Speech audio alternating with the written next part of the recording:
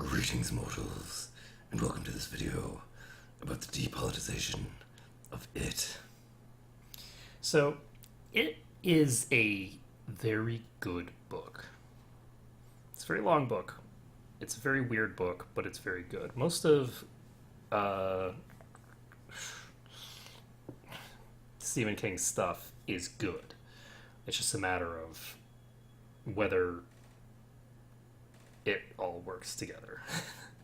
some of it is very bizarre, but it's always interesting to read what he writes because he comes from very weird directions with things, and I like that.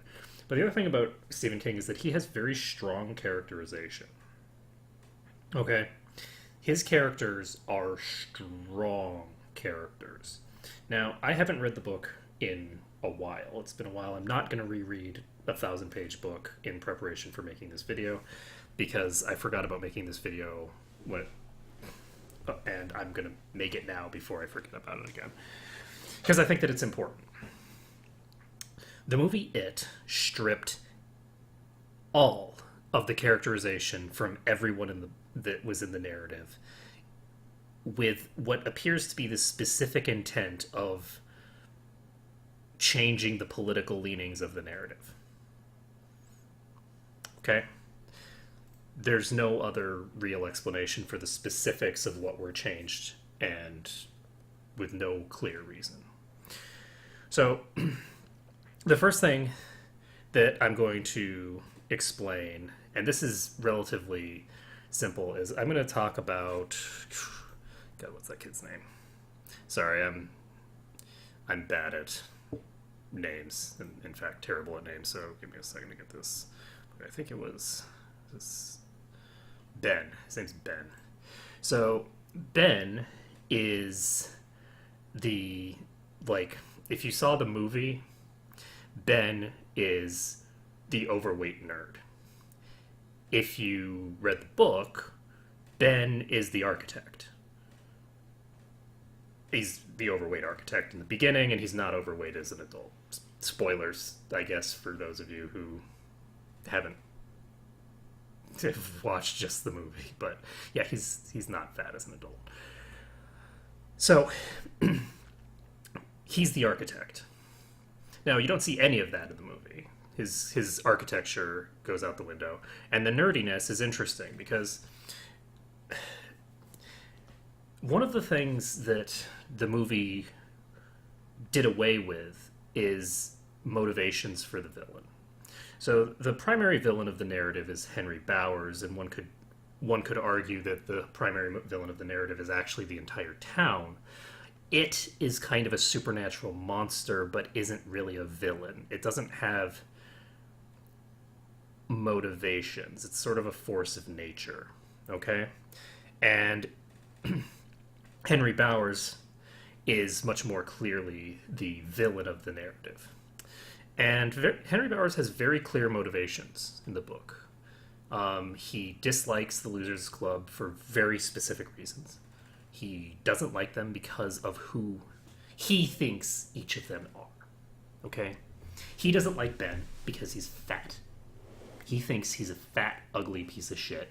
And his torment of Ben is specific to that thing.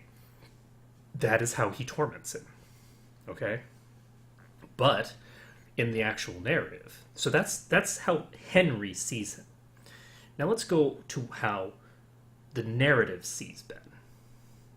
The narrative sees Ben as a caring, extremely talented, sort of like mechanical engineer almost. Okay, he's got a lot of talent at doing things, at building things and things of that nature. Okay, there's a reason he eventually becomes an architect. Okay, and he becomes a very successful, talented one. Now, in the movie, let's think about how he's bullied. Can you think of a reason that Henry Bowers gives for bullying him? He's the new kid. Some generic nonsense. Just generic milquetoast abuse, if you will. There's no reason given for why he's being abused. He's just being abused because Henry Bowers is a bad guy. Bad guys have motivations, and they have typically very specific motivations. So, but if you look at the actual narrative, what is the narrative? How does the narrative frame Ben? Kinda not super useful, nerdy black kid, nerdy fat kid. Sorry. Like, that's how the narrative frames him, is this kind of fat nerdy kid. Because let's face it, being nerdy, bookish, those characteristics are characteristics that are associated with being fat and overweight. They are. Those are stereotypes that are associated with being overweight. You know what they aren't stereotypes associated with? Being black. Which brings us to our next character, Mike, who is the bookish nerd. He's the one. If you think of Ben's character in the movie, that is Mike Hanlon. That's Mike Hanlon. Ben is gone. Like, the Ben from the book is gone. And now you just have a Mike who is this completely... Where the hell did this character come from? Because it's nothing like the book. Mike is nothing like the character from the book. It's very unclear where they got the idea for this character, but it's not... Those are not pure motivations. But, like, the whole, like, family butchering business, like, that whole thing, I don't remember anything from like that from the book, and quick Googling does not indicate anything like that. So, but Henry Bowers doesn't pick on him for being black. Henry Bowers doesn't pick on him for being black.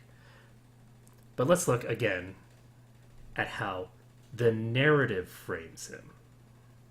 The narrative, he is separated from everyone else because he's homeschooled, right? And he is like a butcher's son.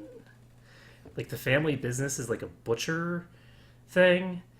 They've changed his family being murdered probably by Henry's father to some, like, fire in a butcher's establishment. I'm pretty sure that it was like their house getting burned. I don't remember the details.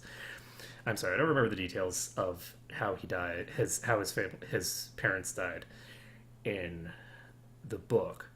But let's be very clear here. Henry Bowers does not pick on Mike Hanlon for being black.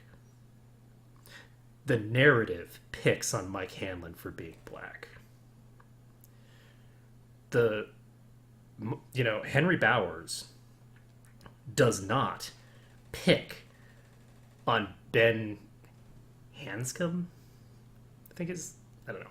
The narrative doesn't pick on Ben for being fat. Henry doesn't do that. The narrative does that. The narrative picks on Ben for being fat. Okay? Then you go to Stanley. Stanley is not picked on for being Jewish by Henry Bowers. But it's made into a pretty big portion of the narrative, and honestly, I don't remember well enough to, because it's been probably a couple months since I saw the movie. I don't remember the details. I don't remember Stanley very well, but he isn't picked on for being Jewish by Henry Bowers. But all these characters are being generically picked on by Henry Bowers. If I recall correctly, I don't remember, and I could be wrong on this, and pardon me if I am, but I don't remember in the book, I don't think that Beverly was ever picked on by Henry Bowers until she started associating herself with his other victims. Okay? So this is something important to understand, is that he had specific victims that he picked on for very specific reasons. And they were people that he targeted because they're black, because they're Jewish, because they're fat, because they have a stutter, or, in the case of Richie, because he pissed him off. Richie gets himself in trouble a lot of the time. But he has very clear motivations for why he hates each of these characters. It's very clear what his motivations are. In the movie, it's not clear what his motivations are. But beyond that, the movie then takes it a step further, removes the identifying characteristics from these people, and turns them into ethnic stereotypes or body type stereotypes. Why would you take a character who's an architect and make him a librarian? You had the literal librarian in your cast, and you had a bunch of scenes that take place with one kid sitting in a library alone, and you chose the architect to do those scenes. Why? That doesn't make any sense. Are they gonna swap them and later on in the second version, in the second movie, because spoiler alert, the movie doesn't actually end where at the end of the movie, are they going to have the adult versions of them swapped and have Mike be the architect? That doesn't make any sense. They took this character and they shuffled them around to make stereotypes out of them. The narrative, the people who wrote this narrative and directed this narrative are directly picking on these characters in the same way that Henry Bowers did in the original. The narrative itself is what's doing the bullying. And that's really messed up. It's extremely messed up to do that. Anyway, I don't think I have too much more to say on this topic. It's really, we need, when we're consuming media, it's important that we pay attention to changes that are made and to think about who are these changes being made for. The changes to this narrative were made to appease racists. They are directly, absolutely 100% directly feeding into the kinds of narratives that racists like. You have the black butcher's son, who doesn't really open his mouth much, certainly isn't demonstrated to be particularly bright, is not terribly important to the narrative, certainly isn't the linchpin of the whole thing who figures out everything like he does in the book. You have the fat kid who's a social outcast and, bookish nerd for no apparent reason, because that's not really the characterization that we are familiar with from the book.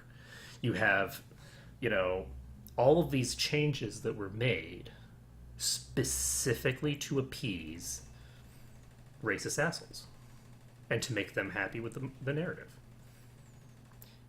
The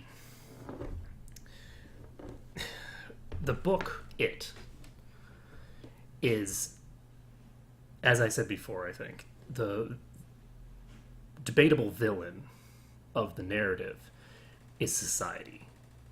It's the whole town is the villain. The whole town is letting this happen. And it can be argued that it is manipulating these people and turning them into villains. But what they're doing is they're ignoring systemic abuse by people like Henry Bowers. They're allowing the worst people in their town to do whatever they want. Okay? Henry Bowers' father almost definitely killed Mike Hanlon's parents.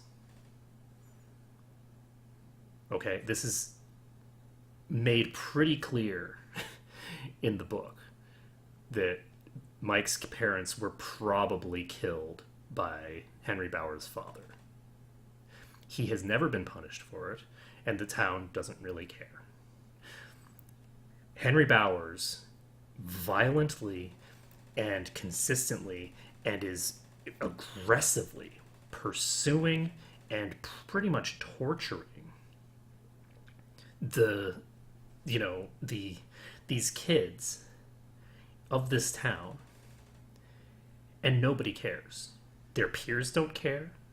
Their teachers don't really care. Parents in the town don't care. Everybody just turns a blind eye to it. That is it. It's a book about a society that lets the worst elements act while they just sit there and quietly do nothing. To take that narrative and then remove the racism, the specific targeting of people for their religion, their race, their body type, their stuttering, whatever reason that this guy has to go after them. Because the rest of the town kind of agrees with Henry. It's not made explicitly clear, but why else do you think Henry can just do whatever he wants without fear of repercussions? Why do you think his father was able to burn down and kill Mike Hamlin's parents? It's because the town doesn't really care about black people. I'm sorry. That's why. That's the whole point of the narrative. And to take that narrative that has such a important message, and then you leave that message in there to a degree, right? Because the weird thing about this movie was that everything remains almost completely intact, except the characterization and the motivations for Henry Bowers. Everything else about the movie stays almost completely intact. So the idea of this society that is, just letting the Henry Bowers of the world do what they want is still in the movie. But the movie itself was written by people who are behaving like the people in that town. They're unwilling to challenge white supremacists. They're unwilling to challenge the bullies and the racists of the world and saying, yeah, guess what? This villain is a racist asshole because racists are assholes. That's why this kid is being picked on, is because of his race. This kid is being picked on because of his religion. This kid over here is being picked on because he has, because he's overweight. And guess what? The fact that he's overweight doesn't define him as a character. It defines him in the eyes of Henry Bowers and Henry Bowers alone. And they have taken that away from him and made it basically his defining characteristic in the story. Because all he does is follow the common tropes that you associate with fat kids and narratives.